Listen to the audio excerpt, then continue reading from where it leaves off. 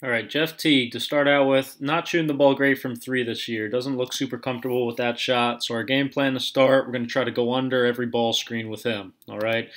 Obviously, he's going to keep probing. They're going to keep trying to set the screen lower and lower, but we're just going to have good footwork, contain him, stay with him on these probes. Get under the screen whenever possible and know he's going to keep probing, keep trying to get to the rim. That's where the majority of his shots are. 45% of his shots are at the rim. We know he's going to use these constant Nash dribbles, constant probes. All right, so we have to just stay with him. He's always attacking. He's always spinning. He's always looking to get fouled. Like we talked about, he's going to do a lot of flailing. When he attacks against mismatches, loves that crossover dribble and will stick his body into you looking to get these fouls. Like we said, too, he's not shooting the ball great from three right now. We know over time he's a capable shooter, but right now seems most comfortable right about at that free throw line pull-up. Got to contest that shot.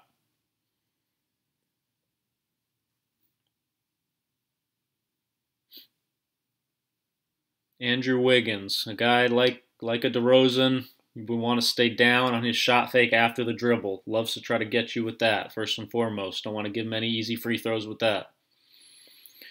Seems like he's most comfortable. He'll take threes, but really likes shot fake pull-ups, getting to his mid-range game.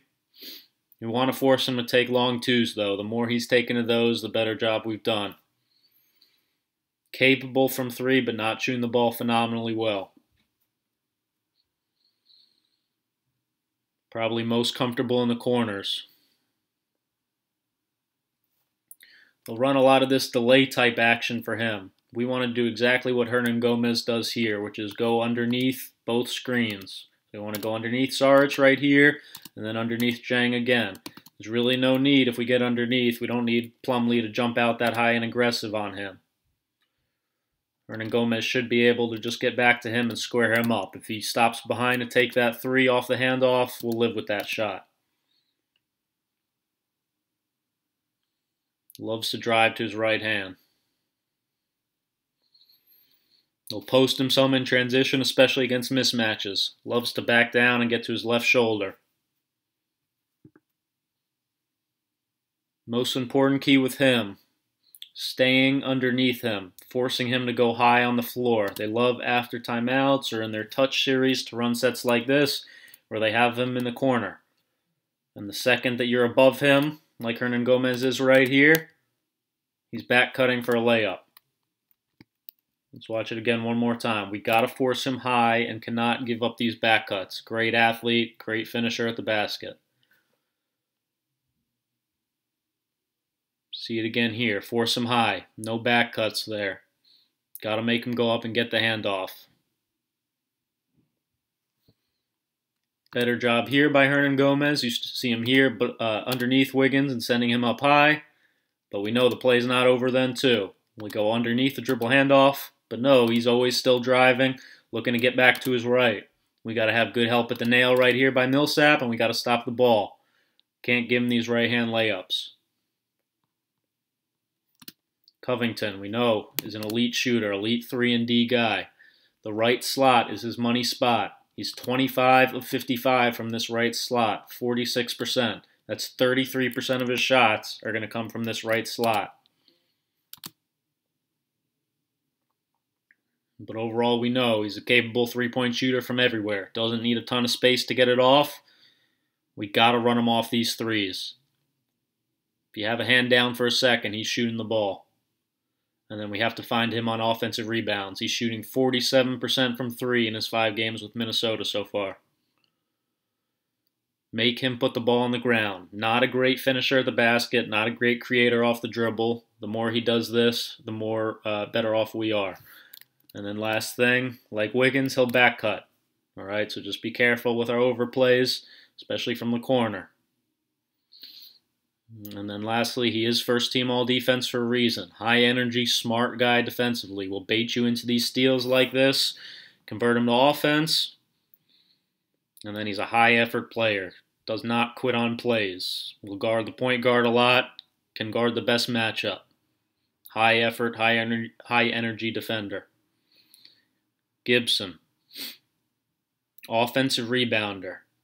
He has almost as many offensive rebounds as Towns in about 7 less minutes per game. Always a tip-in guy, always a guy that's crashing the glass. He's a roller on pick and rolls. And when he's down there, he's got good hands. He's always looking for these offensive rebounds. Like we said, roller. Don't have a ton of really hard rollers on the team, but he's good at staying in the pocket and finishing at the basket. When Towns is posting up, you know he's the guy that's going to be flashing usually, especially if we're playing on the front side like this, all right? So we know Taj can hit this mid-range, but he's more looking to drive, get to, again, his left shoulder hook. That's his go-to shot. And then he can hit a corner three. Just know he's not out there a ton. It's pretty slow, but he's made a few of these this season. Just be ready to get out and contest if he gets it going. Towns, we got to take away the trail three. 51 of his 83 threes are from this trail top of the key spot. That's his best three. He's shooting 37% on them, by far his best spot. Got to take away his shots, trailing right down the middle. No excuse for a shot like this. This is where he's most comfortable. We got to get him off this shot right here. And then even though we get him off the shot, we still want to be the second jumper. All right. He's got a slow little release. We don't want to go for these shot fakes. We don't want to go flying by and jump because we know he's a hell of an athlete. He's going to finish at the basket. And like we said, in terms of an athlete, we know he's a lob guy in pick and rolls. All right, so on a play like this, we want to tag off of Gibson, especially if he's up high. We're living with him shooting these threes, especially from the top. Dudley's got to really stand Towns up right here and hit him and help on this roll even better because we know if Teague is making Jared Allen have to commit any here, that's a lob. No lob dunks for him. Got to take these away from him. Nothing easy. And then like Gibson, capable offensive rebounder too. Plays with good energy. Almost 3 offensive rebounds per game.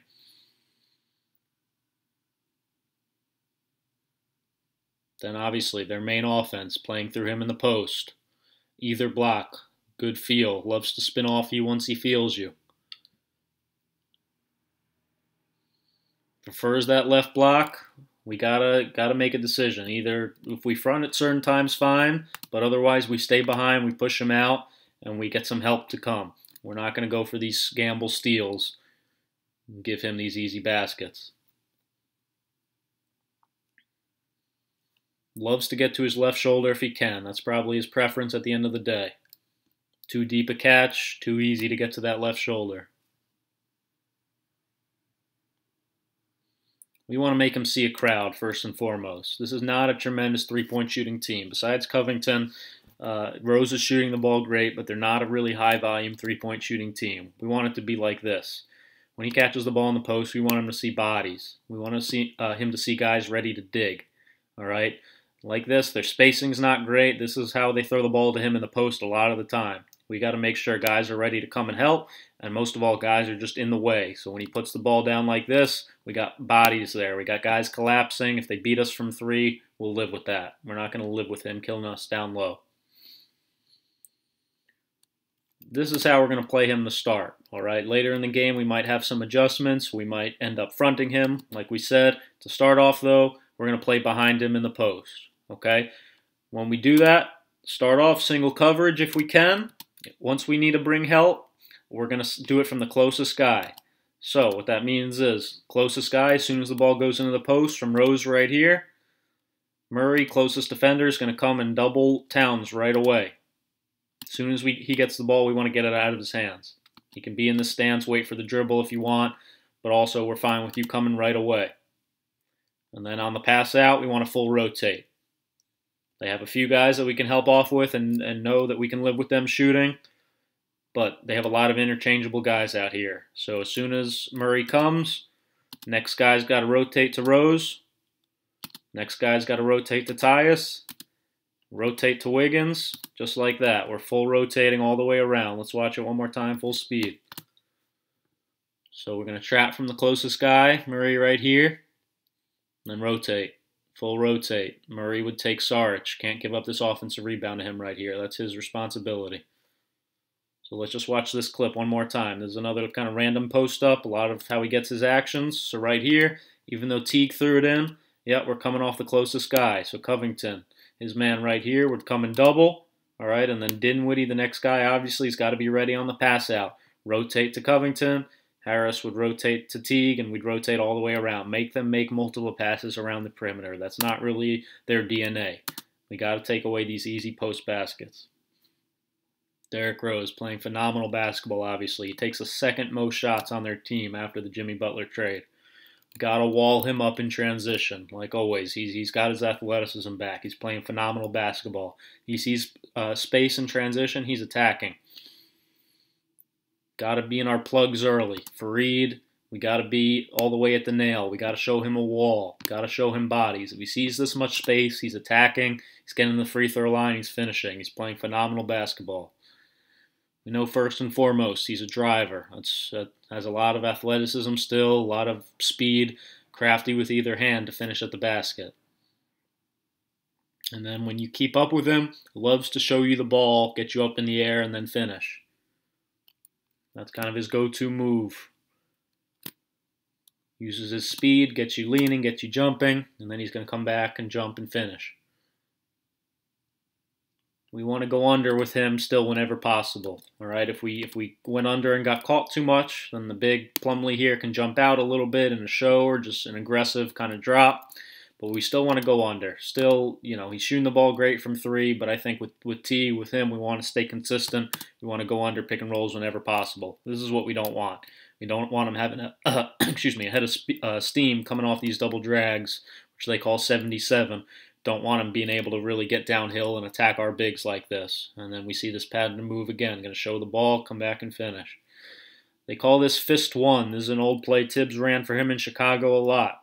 We're going to see this for Rose. This is kind of one of his main plays with Minnesota too. Just kind of comes off this little flare screen. Free throw line extended, catches the ball on the side, and it's right into two-man game. These are the threes we got to take away. He is shooting, like we said, 48% from three.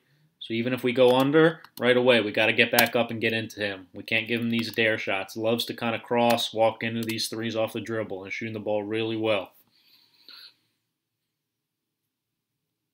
Even though he's shooting the ball great from three, still a very capable mid-range player too. Has a lot of comfort with shots like these. Been doing this for a long time.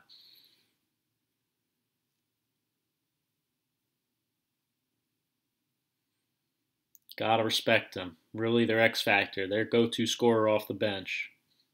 One of the go-to scorers really on their team. Saric, new guy again, coming in from Philly, still trying to really find his way with this team. Right now, he's doing it mostly with hustle and energy. He's rim running in transition. Not getting a ton of minutes, but kind of playing backup four, a little bit of backup three. He'll roll a little bit. He'll go get some offensive rebounds. Mostly hustle plays like that. He's going to go win the 50-50 balls for you. We got to match his energy, match his intensity all night long. Keep him off the offensive glass. Keep pursuing the basketball. That guy just plays hard. He's not going to stop playing. Shooting 30% from three. Not shooting it great. We can live with contested threes. We just got to be ready to run him off if he gets it going. Very capable. Right now, seems like he's more comfortable in the mid-range. Doesn't have a ton of his faith in the three right now. But he's very comfortable stepping in right above the free throw line. And then he does love shot fake pull-up. Like we said, he's trying to get to that mid-range shot right now. That's kind of the shot he's shooting most comfortably right now. Stay down on the shot fake. Usually wants to come back to his right hand. Loves to spin back to his right. And we see it again here. The right hand drive can go both ways. More comfortable going right. And then lastly, weak side cutter. When Rose and Teague do their Nash dribbles and probes, he's always looking to cut.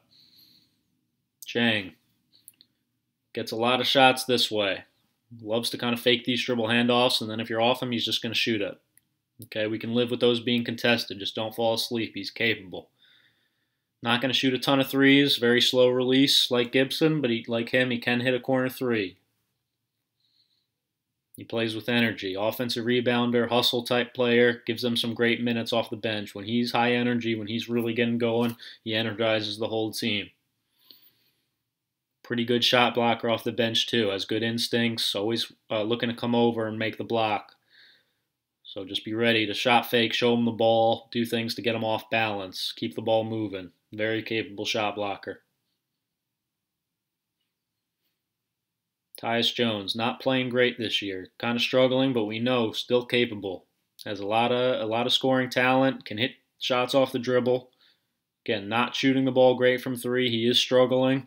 So all else equal, obviously we want to get to Covington, but we know he can make shots. Just got to be ready. Play him honestly. He's high energy. He's got some wiggle. He's one of the guys that'll do something like this. Rose will do this too, but they love this look. Like Andre Miller, he'll fake this dribble handoff a lot and attack in transition. Make sure we're staying with him. And again, make sure you're following, please, Brian Oringer, Twitter, Instagram. Please hit that subscribe button. A lot more great NBA content coming your way this season. Let me know what you want to see. Ask questions. We'll keep this stuff coming.